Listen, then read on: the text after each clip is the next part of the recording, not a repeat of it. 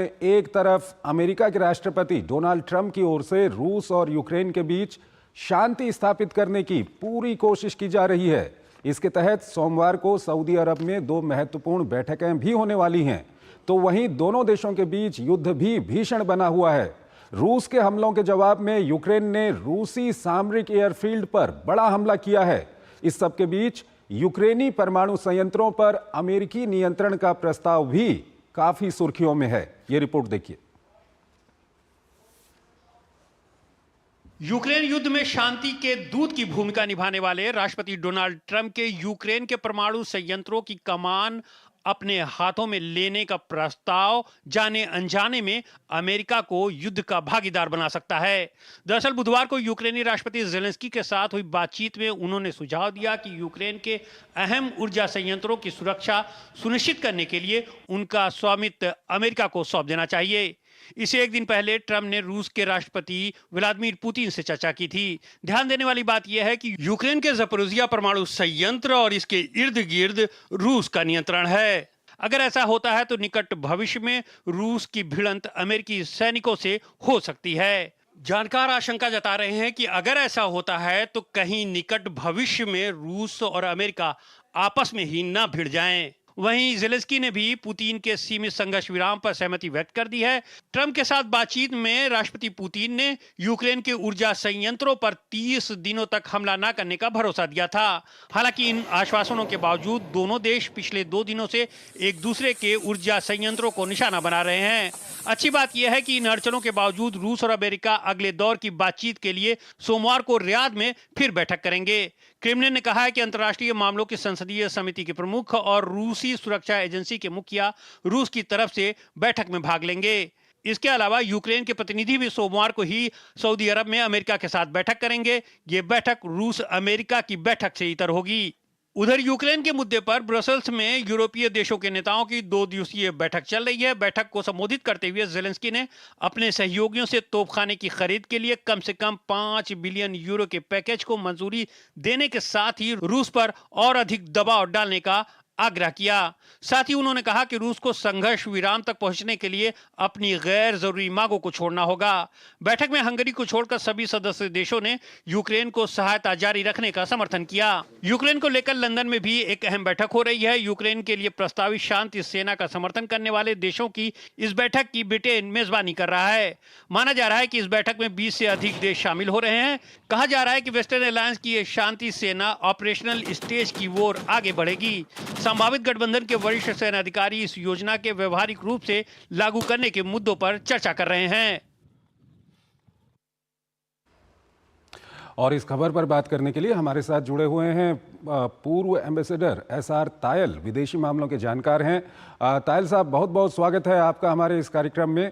पहला सवाल आपके सामने रखना चाहेंगे कि प्रेसिडेंट ट्रंप की ओर से जो शुरुआत हुई थी रूस और यूक्रेन युद्ध को खत्म करवाने की, कहीं न कहीं उसमें अब धीरे धीरे आगे बढ़ते हुए हम लोग देख रहे हैं और सोमवार को 2 महत्वपूर्ण बैठकें भी होने वाली हैं रियाद में।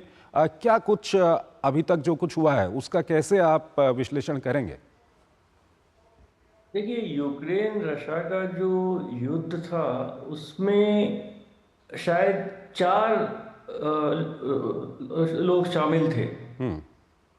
रशिया एक तरफ और यूक्रेन, अमेरिका और बाकी यूरोप कह लीजिए। नेटो में तो दोनों साथ थे, पर यूरोपियन यूनियन कह लीजिए। पर जिस तरह से राष्ट्रपति ट्रंप अपना जो युद्ध विराम का जो उनकी मांग है उसको आगे बढ़ा रहे हैं, उसमें केवल अमेरिका और रूस ही बातचीत कर रहे हैं। जैसा आपके बताया कि सोमवार को रियाद में फिर मीटिंग होगी, उसमें यूक्रेन भी नहीं है और यूरोपियन यूनियन भी नहीं है। लेकिन वहीं पर यूक्रेन और अमेरिका के अधिकारियों की भी एक अलग बैठक होनी है उस दिन। वो पर रशिया से यूक्रेन की बात नहीं हो रही है। तो अमेरिका कहीं ना कहीं एक मध्यस्थ का रूप इसमें रोल अदा करेगा। पर दूसरी जो बात है कि जैसे राष्ट्रपति ट्रंप के जो भी वक्तव्य आ रहे हैं, पहले कुछ वहाँ के मिनरल्स के बारे में कुछ वक्तव्य आए थे। अब वहाँ का जो परमाणु ऊर्जा के संयंत्र है, ज़पोरिज़िया है या और भी हैं उनके पास, यूक्रेन के पास, उनके बारे में भी कुछ वक्तव्य आए हैं कुछ।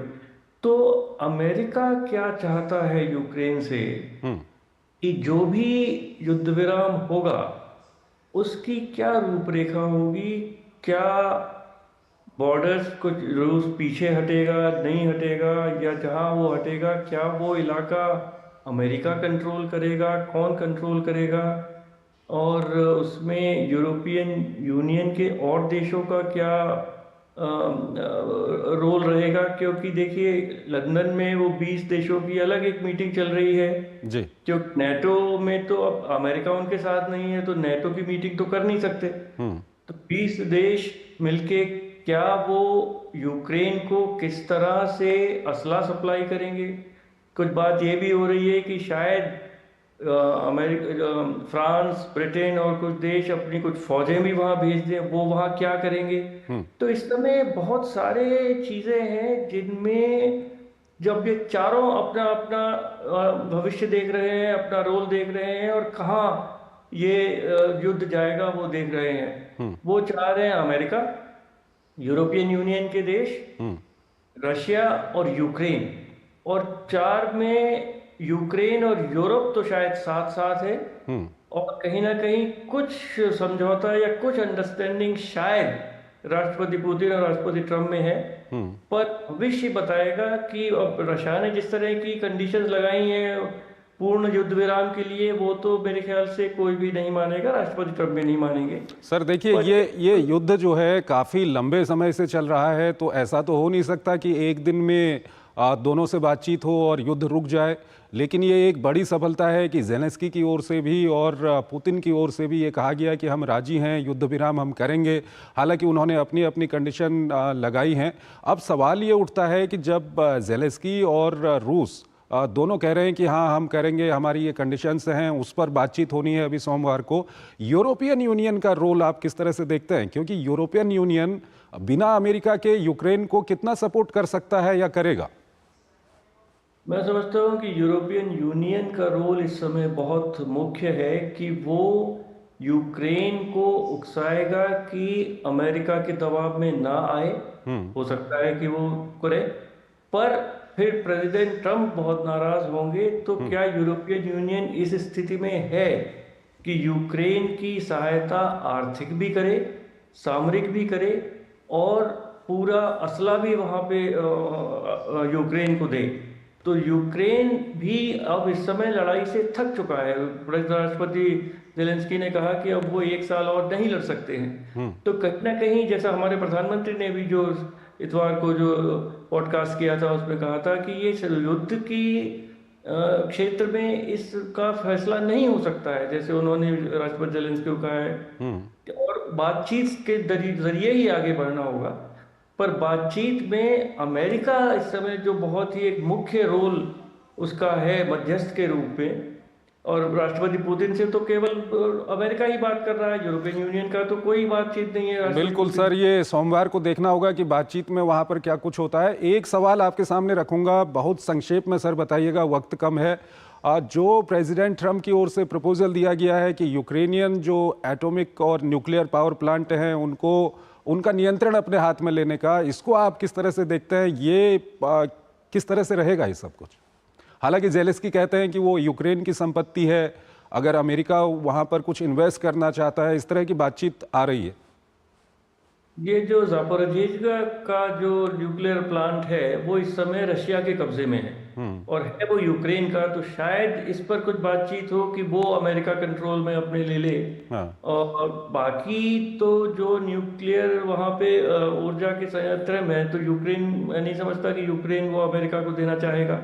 तो अभी राष्ट्रपति ट्रम्प ने भी कुछ जो बोले हैं उसके पीछे उनका उद्देश्य क्या है, मंतव्य क्या है, और वो क्या करना चाहते हैं, इसमें अभी कुछ क्लैरिटी नहीं है। तो अमेरिका की तरफ से कुछ क्लैरिटी हो कि वो क्या चाहता है यूक्रेन में युद्ध विराम के बाद। युद्ध विराम तो वो चाहते हैं, ये तो कहा राष्ट्रपति ने बार बार कहा है कि युद्ध विराम होना चाहिए और पूरा युद्ध विराम होना चाहिए। तो उस रास्ते पर अगर आगे बढ़ेंगे तो जो इस समय यूक्रेन का एरिया रशिया के पास है, करीब करीब 20%, वो क्या रशिया के साथ ही रहेगा या कुछ और उसमें अमेरिकन फोर्सेस आएंगी, वो क्या होगा ये सब बातचीत का विषय है और इसमें बड़ी लंबी बातचीत होगी। पर अभी तो युद्ध विराम भी नहीं हुआ। यूक्रेन ने भी कुछ ड्रोन्स उधर रशिया पे दागे हैं और रशिया ने भी यूक्रेन की तरफ ड्रोन्स पे से हमला किया है। तो अभी मैं समझता हूँ कि ठीक है सर, ऐसे में सबकी सोमवार नजरें लगी रहेंगी कि सोमवार को जो बैठकें होंगी उसमें क्या कुछ निकल के आता है और किस तरह से ये पूरा मामला आगे बढ़ेगा। लेकिन जैसा कि आपने कहा कि भारत भी चाहता था और भारत के प्रधानमंत्री ने भी कहा कि बातचीत होनी चाहिए, तो बातचीत कहीं ना कहीं शुरू हुई है। ये एक अच्छी खबर है पूरी दुनिया के लिए। सर हमारे साथ बने रहिएगा, एक और खबर है उस पर अभी हम आपसे बातचीत करेंगे, लेकिन यहाँ पर एक छोटा सा ब्रेक लेते हैं।